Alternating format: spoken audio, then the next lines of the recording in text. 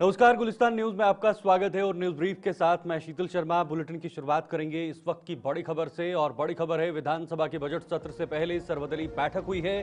विधानसभा speaker Abdul रहीम rather ने इस बैठक की अध्यक्षता की है। बैठक में सत्र के सुचारू संचालन, विधायी एजेंडा पर चर्चा हुई और एक औपचारिकता भी होती है। सत्र शुरू होने से पहले एक सर्वदलीय बैठक होना जरूरी होता है। 2 फरवरी से शुरू होने जा रहा जम्मू कश्मीर का बजट सत्र।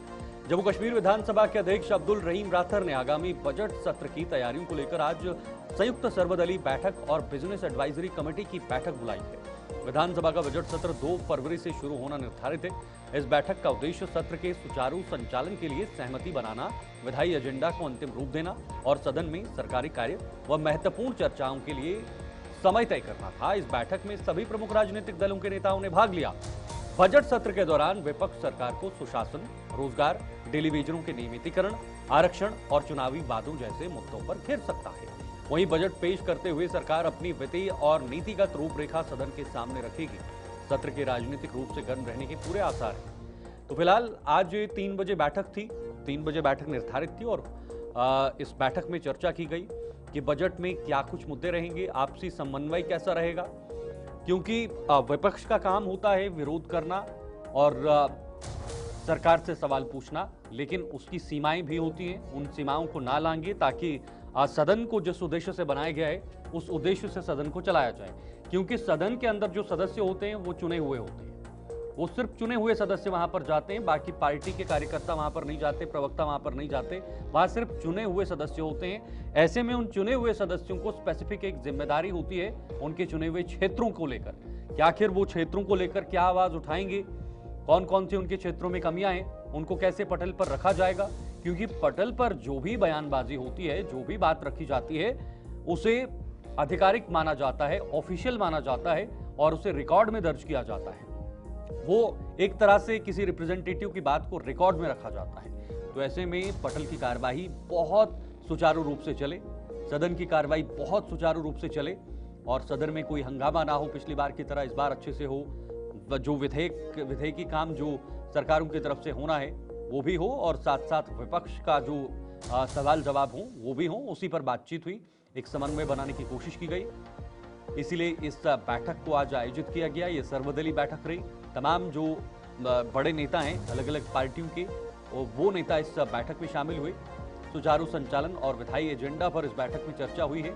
2 फरवरी से बजट सत्र शुरू होना है और उसके बाद बहुत जल्द बजट भी जम्मू कश्मीर का पेश किया जाना है। ऐसे में नजरें रहेंगी जम्मू कश्मीर के इस बजट पर और बजट सत्र पर कि आखिर बजट का जो ढांचा है वो क्या रहेगा, क्या चीजें निकल कर आएंगी। शिल्पा शर्मा है हमारी संवाददाता जम्मू से। शिल्पा, 3 बजे बैठक निर्धारित थी और बैठक हुई। बैठक से पहले भी हमने बात की थी कि ये मुद्दे होंगे और इस पर बातचीत होगी। सर्वदलीय बैठक है, औपचारिकता है और ये बैठक जरूरी भी होती है किसी भी सदन या सत्र शुरू होने से पहले।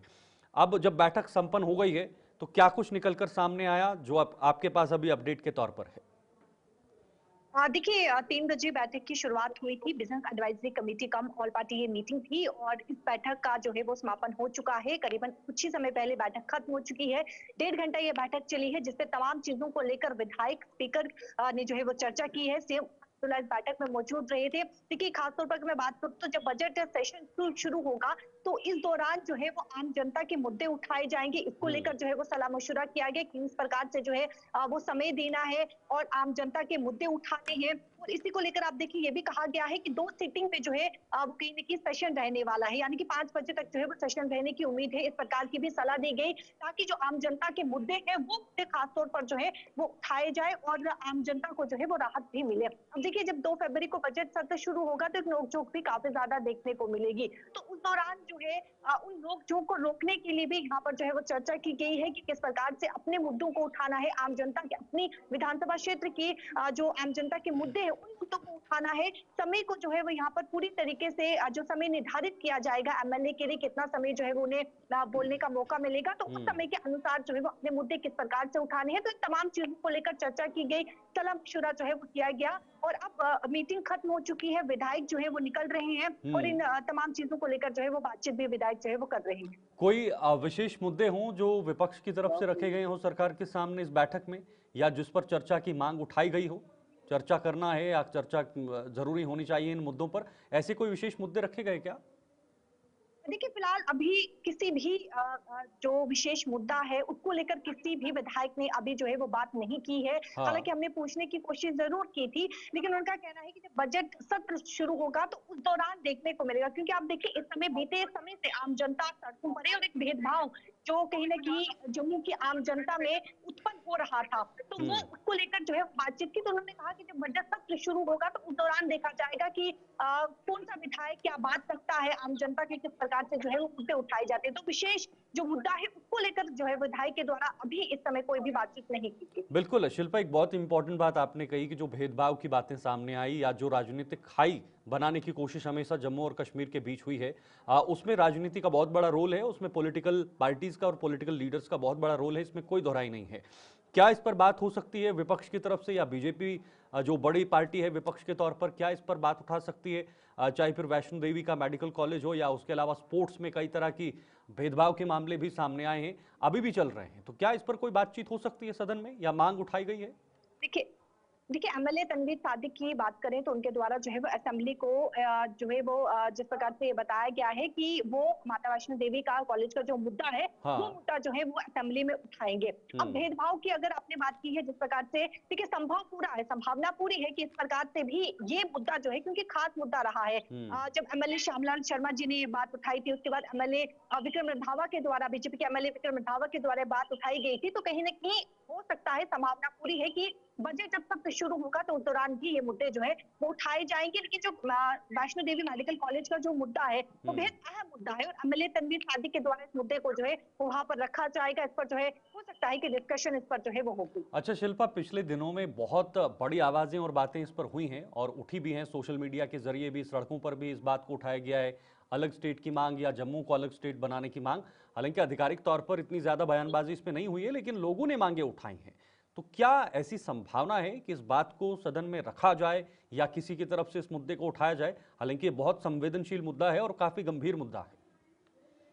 देखिए, जब हमने भारतीय जनता पार्टी के विधायक से बात की थी, हाँ। जब जिस प्रकार से उनकी जो जम्मू डिवीजन और सांबा को लेकर जब मीटिंग हो रही थी, प्री बजट जब कंसल्टेशन ये मीटिंग थी, तब हम्म। विधायक से बातचीत हुई थी और उन्होंने साफ तौर पर कहा था कि जब बजट पेश किया जाएगा तो उस बजट में ये साफ तौर पर देखा जाएगा कि जम्मू की आम जनता को कितना दिया गया है, कश्मीर की आम जनता को कितना दिया गया है। अगर उसमें भी भेदभाव होता है तो संभावना पूरी है कि इस मुद्दे को जो है वो कहीं ना कहीं एक स्ट्रॉन्ग मुद्दा लाकर जो है वो असेंबली में उठाया जा सकता है। लेकिन पहले बजट देखा जाएगा कि 6 फरवरी को बजट क्या पेश करती है सरकार। क्योंकि हम्म। देखिए, सरकार के द्वारा नेशनल कॉन्फ्रेंस के तमाम जितने भी एमएलए हैं उनका ये कहना है कि कहीं ना कहीं जो भेदभाव की बातें उत्पन्न हो रही है या फिर आम जनता में जो उत्पन्न हो रहा है, हम्म। हम नहीं चाहते कि कोई भी बंटवारा हो या फिर किसी प्रकार के कोई भी जो है जो भेदभाव हो रहा है ये ओके। भेदभाव हो। तो ओके। अपोजिशन पूरी तरीके से तैयार है कि सरकार को किस प्रकार से घेरना है और सरकार भी पूरी तरीके से तैयार है कि आम जनता को बजट हम्म। के दौरान कैसे खुश करना है। चलिए, बहुत बहुत शुक्रिया शिल्पा, ये तमाम जानकारी के लिए, ये बड़ी अपडेट आपने दी। लेकिन बड़ी बात यह है कि आखिर बजट सत्र कैसे चलेगा, क्या मुद्दे पटल पर होंगे, कौन से आधिकारिक मुद्दे होंगे जो विपक्ष की तरफ से उठाए जाएंगे, या सरकार के क्या विजन होगा इस बजट सत्र को लेकर। और सबसे इंपॉर्टेंट ये है कि बजट भी साथ साथ आना है, बहुत जल्द बजट भी आना है। तो ऐसे में बजट किस ढांचे के साथ, किस प्रारूप के साथ उसको तैयार किया जाएगा, और इस बजट में सबसे मुख्य क्या होगा। और जिस प्रकार से शिल्पा भी कह रही थी कि डिवाइडिंग जो पॉलिसी है या पॉलिटिक्स रही है जम्मू कश्मीर में, वो बहुत पुरानी रही है। जम्मू और कश्मीर को अलग नज़रिए से देखना पॉलिटिकली, और इसका सीधा सोशल इम्पैक्ट भी नज़र आता है। अगर पॉलिटिकली से डिवाइड किया जाता है तो इसका सोशली डिवाइडेंस भी कई बार देखने को मिलता है, समाज में भी इसका इम्पैक्ट पड़ता है, और ये ज़मीन पर भी कई चीज़ें इस बार देखने को मिलती हैं। आगे बढ़ते हैं। कांग्रेस के प्रदेश अध्यक्ष तारिक हमीद कर्रा ने जम्मू कश्मीर में प्रस्तावित नेशनल लॉ यूनिवर्सिटी को लेकर जारी विवाद पर अपनी पार्टी का रुख स्पष्ट किया है। जम्मू में महात्मा गांधी की पुण्यतिथि पर कांग्रेस कार्यालय में आयोजित कार्यक्रम में पहुंचे कर्रा ने कहा कि शिक्षा व्यवस्था में क्षेत्रीय संतुलन जरूरी है और नेशनल लॉ यूनिवर्सिटी जम्मू और कश्मीर दोनों संभागों में स्थापित की जानी चाहिए। उन्होंने कहा कि हर वर्ग और हर क्षेत्र को शिक्षा के बेहतर अवसर मिलना चाहिए, कर्रा ने भारतीय जनता पार्टी पर आरोप लगाते हुए कहा कि बीजेपी नए नए हथकंडे अपनाकर लोगों को बांटने का काम कर रही है।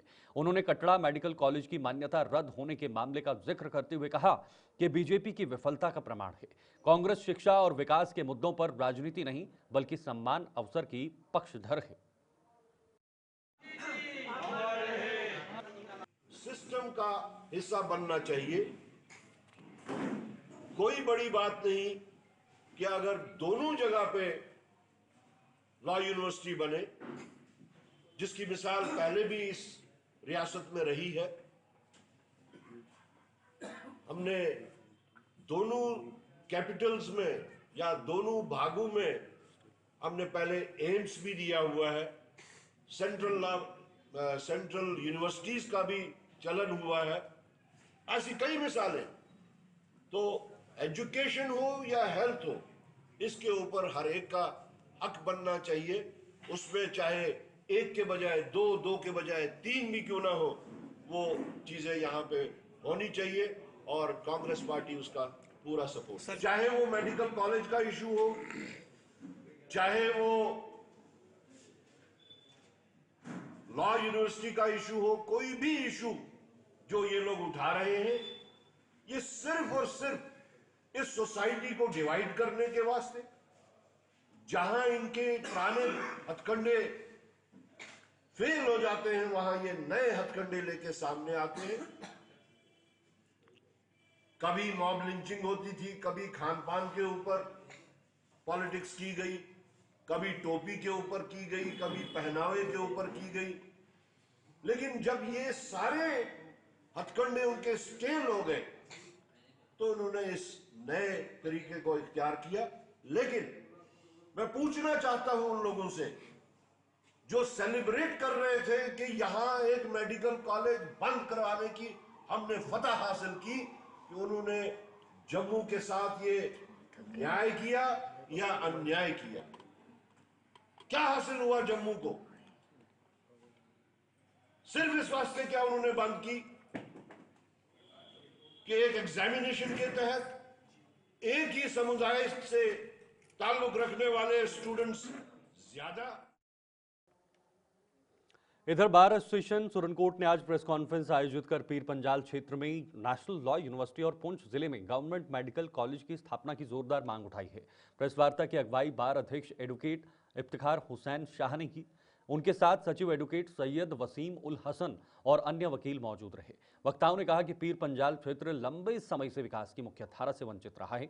उच्च शिक्षा और स्वास्थ्य सुविधाओं की कमी के कारण युवाओं और मरीजों को भारी परेशानियों का सामना करना पड़ता है। उन्होंने कहा कि स्थापना से न केवल शैक्षणिक अवसर बढ़ेंगे बल्कि क्षेत्र का समग्र सामाजिक आर्थिक विकास भी सुनिश्चित होगा। बार एसोसिएशन ने सरकार से इन मांगों पर शीघ्र सकारात्मक निर्णय लेने की अपील की है। तो हम ये पुरजोर अपील करते हैं कि हमारा राजौरी पुंछ पीर पंजाल रेंज जो है, ये हर बार नेग्लेक्ट किया गया है और यहाँ पे कोई भी नेशनल और स्टेट लेवल का कोई इंस्टीट्यूट नहीं है। तो यहाँ पे जो नेशनल लॉ यूनिवर्सिटी है, इसको एस्टेब्लिश किया जाए। एक मांग है, पुरजोर अपील है कि और जो मेडिकल कॉलेज कटरा में बंद कर दिया गया है, उसको भी यहाँ पे एस्टेब्लिश किया जाए है। और यहाँ पे जितने भी शेलिंग होती है या जितनी भी वार्स हुई हैं, सबसे ज़्यादा अफेक्टेड राजौरी पुंछ के लोग हुए हैं और ये शाना बशाना अपनी नेशनल आर्मी के साथ लड़े हैं। जितने भी नुकसानात आज तक हुए हैं जंगों में, जितनी भी जंगें हुई हैं पाकिस्तान के साथ, तो उसमें जितना भी नुकसान झेला है वो राजौरी पुंछ के लोगों ने झेला है। और ये हर तरह से डाउन ट्रोडन एरिया है और इन लोगों का बहुत बड़ा नुकसान हुआ है हर जंग में और हर गवर्नमेंट हमारी ने हमें नेग्लेक्ट किया है। जो ज़िला पुंछ जो एक सरहदी ज़िला है, ज़िला पुंछ के लोगों की जो असल हकदार जो इस यूनिवर्सिटी के एस्टेब्लिशमेंट के हैं वो ज़िला पुंछ है, क्योंकि यहाँ पे हमारा इलाका जो है वो हमेशा से मुख्तलिफ सरकारों की जो नाकस कारकर्दगी का शिकार रहा है और उनकी जो एक सौतेला सलूक है उसका हम शिकार रहे हैं। जब हम नेशनल लॉ यूनिवर्सिटी की बात करते हैं तो उसके क़याम से हमारे इलाका की बेहतरी, हमारे इलाका की डेवलपमेंट जो है उसका ग्राफ बहुत ऊपर जाएगा। ये एक इज्तमाही तौर पे हम सब लोगों के बिहाफ पे आज बार एसोसिएशन सुप्रीम कोर्ट की तरफ से हम ये डिमांड करते हैं कि आप जम्मू और कश्मीर वालों की लड़ाई को ख़त्म करने के लिए बेहतरीन तरीका, बेहतरीन जो असल इसका हल है वो ये है कि आप ना तो इसे जम्मू में दें ना कश्मीर में दें, यहाँ इसे पुंछ राजौरी में इसका क़याम अमल में लाएं। और अगर आप ये कश्मीर में देने पर आमादा हैं तो बेशक आप कश्मीर के लोगों को दें, अगर आप जम्मू में देने पर आमादा हैं तो बेशक जम्मू के लोगों को इस यूनिवर्सिटी से फैज़याब करें। लेकिन फिर आपको तीसरी यूनिवर्सिटी जो है वो पीर पंजाल खिता में जो है वो उसका क़याम लाना पड़ेगा, उसका क़याम अमल में लाना पड़ेगा। सेकेंडली, हमने आज यहाँ से इस स्टेज से आपकी मीडिया की विसादत से, आपके चैनल की विसादत से इस बात को उजागर करने की कोशिश की कि हमारा जो ये बॉर्डर डिस्ट्रिक्ट है ये हमेशा से जो है वो नेगलेक्ट रहा है। यहाँ पे जो हॉस्पिटल्स हैं हमारे, उनका इंफ्रास्ट्रक्चर इतना स्ट्रांग, इतना डेवलप, इतना इक्विप्ड नहीं है कि हमारे लोग यहाँ पे अपनी हेल्थ फैसिलिटीज़ को जो है वो हासिल कर सकें। इसलिए इसके पेश नज़र हम यहाँ पे गवर्नमेंट मेडिकल कॉलेज की अगली खबर की तरफ बढ़ेंगे। पुंछ के शेंद्रा लिंक रोड पर आज एक दर्दनाक हिट एंड रन हादसे में 45 वर्षीय महिला की मौत हो गई। जानकारी के अनुसार महिला अपने बच्चे के साथ सड़क किनारे से गुजर रही थी, तभी तेज रफ्तार ट्रक ने उसे टक्कर मार दी। हादसे के बाद ट्रक चालक मौके से फरार हो गया। आसपास से गुजर रहे एक अन्य वाहन चालक ने मानवता दिखाते हुए गंभीर रूप से घायल महिला को तुरंत जिला अस्पताल पहुंचाने की कोशिश की, लेकिन रास्ते में ही उसने दम तोड़ दिया। घटना के बाद इलाके में शोक और आक्रोश का माहौल है। पुलिस ने मामला दर्ज कर फरार ट्रक चालक की तलाश शुरू कर दी है और आसपास लगे सीसीटीवी कैमरों की फुटेज भी खंगाली जा रही है।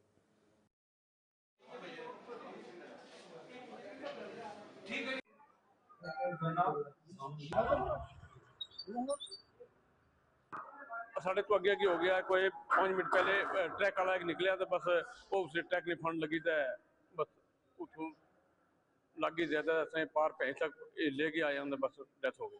नहीं है पहले गल कर रही है ना, ट्रक वाला है मैंने मार गया, हाँ, लेकिन पता नहीं ट्रक वाला है केड़ा है। जेडी मौत ऑन स्पॉट हो गई, ये भैंस आके डेथ हो गई गड्डी ने।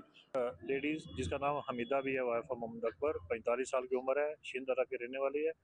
शिंदरा में सड़क के ऊपर जो है उसका एक एक्सीडेंट हुआ, रोड ट्रैफिक एक्सीडेंट। एक जो है ट्रक ने उसको टक्कर मार दी, तो जिससे उसके एक्सीडेंट में ही डेथ होगी। उसको वहाँ से उठा के हमारे डिस्ट्रिक्ट हॉस्पिटल पुंछ के अंदर पोस्टमार्टम के लिए लेके आए हैं। अभी हम उसका पोस्टमार्टम करके मेडिकल फॉर्मेलिटी कंप्लीट करके उस डेड बॉडी को उसके मालिकों के हवाले करेंगे ताकि वह अपनी आखिरी रस्मात अदा कर सकें, और बाकी जो है उसकी फॉर्मेलिटी जो है केस है वो मजीद जो है पुलिस जो है जांच करेगी। कितनी एज है इस की जो है हमीदा भी की जो है उम्र है। इधर सांबा की डीसी आयुषी सूदन ने आज डीसी कार्यालय परिसर में नवनिर्मित क्रेच सुविधा का विधिवत उद्घाटन किया। इस क्रेच का संचालन जिला रेड क्रॉस सोसाइटी सांबा द्वारा किया जाएगा। ये पहल कामकाजी अभिभावकों, विशेषकर महिला कर्मचारियों के लिए एक बड़ी राहत साबित होगी, जिससे वे अपने छोटे बच्चों को सुरक्षित और देखभाल भरे वातावरण में छोड़कर निश्चित होकर अपने कामकाज पर जा सकेंगे। आयुषी सूदन ने कहा कि यह क्रेच सुविधा बच्चों के सुरक्षित, स्वस्थ और खुशहाल पालन पोषण की दिशा में एक महत्वपूर्ण कदम है। उन्होंने इस पहल के लिए जिला रेड क्रॉस सोसाइटी की भी सराहना की है। इस क्रेच में बच्चों की देखभाल, पोषण, स्वच्छता और सुरक्षा से जुड़े सभी आवश्यक सुविधाएं उपलब्ध कराई गई हैं। इसका आइडिया ये है कि हमें एक प्रोडक्टिव, एक इंक्लूसिव, एक सेफ एनवायरनमेंट देना है for all our employees including women employees, and उसी के लिए ये एक स्टेप है। We believe that when they stress free from the workload of their families and their homes, वो ज़्यादा प्रोडक्टिवली काम कर सकती हैं इन आर वर्किंग स्पेसेस, और इसीलिए ये जो क्रैश फैसिलिटी है इसको इस्टेब्लिश किया गया है। This is a one of a kind initiative, specially DC office में ये पहली बार जो है ये इनिशिएटिव लिया गया है, and I am hopeful that ये जितनी भी हमारी वर्किंग लेडीज़ हैं उसको यूज़ भी करेंगी और इसे अप्रिशिएट भी करेंगी। इससे सिर्फ हमारी वुमेन्स को नहीं बल्कि हमारे जो वुमेन्स एम्प्लॉयज़ हैं इनके बच्चों को भी मतलब काफ़ी ज़्यादा बेनिफिट्स मिल रहे हैं, ठीक है। उसके साथ मैंने कुछ मदर्स जो हैं उनको देखा हुआ है अपने बच्चों, जो न्यूक्लियर फैमिली में रह रही हैं, अपने बच्चों के साथ बस में ट्रैवल करते हुए, जिससे ना कि सिर्फ माँ को दिक्कत होती है बल्कि बच्चे को भी परेशानी रहती है। कुछ जो है एम्प्लॉय जो है जम्मू से आते हैं, कुछ कठुआ से आते हैं, और इतना ट्रैवल करना, इतना सफ़र करना मतलब बच्चों के लिए और माँ के लिए दोनों के लिए मुश्किल है। इसलिए मैं यही चाहती हूँ कि जो ये क्रच बना हुआ है हमारे यहाँ डीसी कॉम्प्लेक्स में, ये एक बहुत ही अच्छी देन है हमारी डिस्ट्रिक्ट एडमिनिस्ट्रेशन के द्वारा, तो मैं उनका तहे दिल से शुक्रिया अदा करती हूँ। तो अब जैसे हमें लगता है कि घर में चाहे पेरेंट्स हों चाहे ग्रैंड पेरेंट्स हों, तो हमें फिर भी उन्हें एक मदरली एटमॉस्फेयर देना चाहिए, जो कि यहाँ एटमॉस्फेयर में ये हमारे लिए क्रच फैसिलिटी अवेलेबल हुई है। अब जैसे समर वकेशंस, विंटर वकेशंस पड़ती हैं, ये फैसिलिटी टीचर्स को अवेल होती हैं, बट हम लोगों को नहीं होती हैं क्योंकि we are working in administration Samba.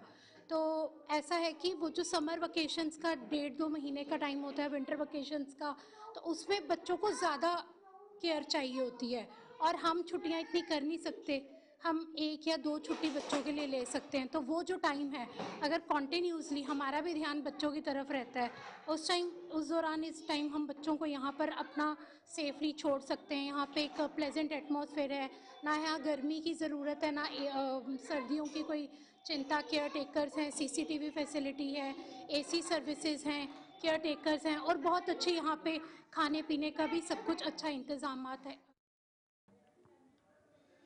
बिजली की अघोषित कटौती और बढ़ते बिजली बिलों के विरोध में भारतीय जनता पार्टी की राजौरी इकाई आज सड़कों पर उतर आई। पार्टी नेताओं और कार्यकर्ताओं ने जोरदार प्रदर्शन करते हुए उमर अब्दुल्ला सरकार के खिलाफ नारेबाजी की है।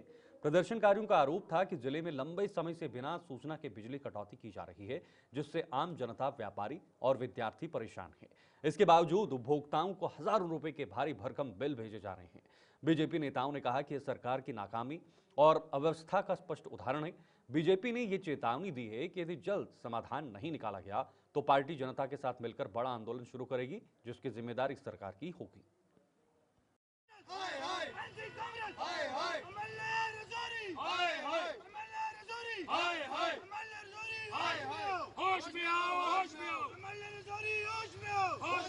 यहाँ पर प्रोटेस्ट किया है। मैं ये कहना चाहूँगा कि MLA रजौरी अगर ठीक होते तो शायद आज ये प्रोटेस्ट ना होता, क्योंकि उन्होंने ये कहा था मीटर में उखाड़ के फेंक दूंगा, लेकिन घर घर में मीटर लगे हुए हैं, गरीब के घर में मीटर लगे हुए हैं, और बड़े बड़े लंबे बिल 10-10 हज़ार रुपये का जो बिल है वो आ रहा है इनकी सरकार के बाद। इससे पहले जो बिल थे वो बड़े कम आते थे, अब 10,000 का बिल आ रहा है। हमें लाइट नहीं मिल रही, गांव के अंदर लाइटों की इतनी परेशानी, शहर के अंदर आप देखें हमारे जो इन्वर्टर हैं वो बंद हो चुके हैं। लाइट होगी जब हमें पानी मिलेगा, लाइट होगी तो PHE डिपार्टमेंट जो मोटर चलाएगा, PHE डिपार्टमेंट को भी ये पता चल चुका है कि भाई लाइट नहीं है तो हम कहाँ से मोटर चलाएंगे, पानी कहाँ से दें। इसलिए आज यहाँ पर प्रोटेस्ट रखा हुआ है। ये जो फेलियर गवर्नमेंट है, जहाँ की नेशनल कॉन्फ्रेंस और कांग्रेस की झूठी और फेलियर गवर्नमेंट है, मैं इनको ये चेतावनी देना चाहता हूँ कि ये आए दिन अगर आपने अपना रवैया ठीक नहीं किया, बिजली को ठीक नहीं किया, ये प्रोटेस्ट होते रहेंगे। जय हिंद, जय भारत। मैं आपके माध्यम से राजौरी MLA से ये पूछना चाहता हूँ, MLA साहब, जिस बंदे का गुजर बसर मुश्किल है, जिसका खाना खाना मुश्किल है, जो अपने बच्चों को खाना मुश्किल से खिला रहा है, वो अगर बिजली का बिल 2000 देगा तो वो अपने बच्चों को क्या जहर खिलाएगा? आपने जो चुनावी वादे किए थे, फ्री बिजली, कहाँ गई वो फ्री बिजली? आने वाले दिनों में एग्जाम्स हैं, बच्चों के बोर्ड एग्जाम्स हैं, ग्रेजुएशन के एग्जाम्स हैं, बच्चे परेशान हो चुके हैं इस शेड्यूल कट से, अनशेड्यूल कट से। जो हमारे व्यापारी भाई जिनका गुजारा इसी लाइट से होता है, वो लोग परेशान हैं, उनका बिल्कुल जो है खत्म हो जाएगा बिजनेस। ये आज प्रोटेस्ट राजौरी के लोग, इनका आप दिल ना इनका दुखाइए। आने वाले दिनों में आपके घर का घेराव हम करेंगे। ये राजौरी के लोग आगे बढ़ेंगे। Agricultural production and farms welfare department जिला पुंछ की ओर से किसानों के लिए 7 दिवसीय इंटर स्टेट ट्रेनिंग टूर का आयोजन किया गया है। इस कार्यक्रम के तहत चयनित किसानों के एक दल को आज पंजाब के लिए रवाना किया गया। पुंछ के उपायुक्त अशोक कुमार शर्मा ने हरी झंडी दिखाकर किसानों को पंजाब एग्रीकल्चरल यूनिवर्सिटी लुधियाना के लिए रवाना किया। इस प्रशिक्षण कार्यक्रम के दौरान 5 फरवरी तक किसानों को कृषि की आधुनिक तकनीकों, उन्नत बीजों, फसल प्रबंधन, मृदा स्वास्थ्य, जैविक खेती और नई कृषि मशीनरी के उपयोग संबंधी जानकारी दी जाएगी। अधिकारियों के अनुसार इस पहल का उद्देश्य किसानों को आधुनिक कृषि पद्धतियों से जोड़कर उनकी आय में वृद्धि करना है। डीसी ने उम्मीद जताई कि प्रशिक्षण से लौटने के बाद किसान अपने क्षेत्र में नई तकनीकों को अपनाकर अन्य किसानों को भी प्रेरित करेंगे, जिससे जिले में कृषि विकास को नई गति मिलेगी। फार्मर हमारे पुंछ डिस्ट्रिक्ट के पंजाब एग्रीकल्चर यूनिवर्सिटी के लिए 7 रोज के टूर पे जो है आउटसाइड द स्टेट यहाँ से जा रहे हैं। तो पंजाब एग्रीकल्चर यूनिवर्सिटी में जाके ये हमारे फार्मर्स पुंछ डिस्ट्रिक्ट के फार्मर्स जो है नई नई टेक्निक को वहाँ से सीख के आएंगे, जैसे कि मशरूम कल्टीवेशन का है, फ्लोरिकल्चर का है, और उसके साथ जो है हमारी मैकेनाइजेशन पे जो है पंजाब एग्रीकल्चर यूनिवर्सिटी काफ़ी एडवांस्ड है। तो वहाँ से ये अपने खेतों में आके नए नए प्रयोग कैसे कर सकते हैं और नई टेक्निक्स क्या चल रही हैं खेती बाड़ी के लिए, वो वहाँ से सीख के अपने यहाँ पे इम्प्लीमेंट करेंगे और अपनी आमदनी में जो है बढ़ोतरी करेंगे। तो इसके साथ ही जो है हम ये 7 दिन के लिए ये टूर आज डी साहब ने यहाँ पे इनको हरी झंडी दिखा के 31 फार्मर को यहाँ से रवाना किया है। ये हमें लुधियाने में ले जा रहे हैं, तो इन्होंने हमारे 1-2 प्रोग्राम यहाँ भी किए लोकल, तो इन्होंने हमें कुछ रौनक दी, हमें कुछ नया मौका मिला सीखने का। तो आप ये हमें लुधियाने में ले चले हैं कि वहाँ पे हम नई तकनीक सीख के आएंगे कि वहाँ पे हाइब्रिड बीज का कैसे करना है और नई नई तकनीकें और जो भी गवर्नमेंट की नई स्कीमें उनका हम देख के सीख के आएंगे वहाँ से। जहाँ पे जो खेती बाड़ी के ताल्लुक से वहाँ पे हमें ट्रेनिंग दी जाएगी, जिसमें जैसे मशरूम की काश्त कैसे की जाती है, फ्लोरिकल्चर है, उसमें चलिए न्यूज ब्रीफ में फिलहाल के लिए इतना ही। आप बने रहिए गुलिस्तान न्यूज के साथ, खबरों का सिलसिला जारी है। मुझे दीजिए इजाजत, नमस्कार।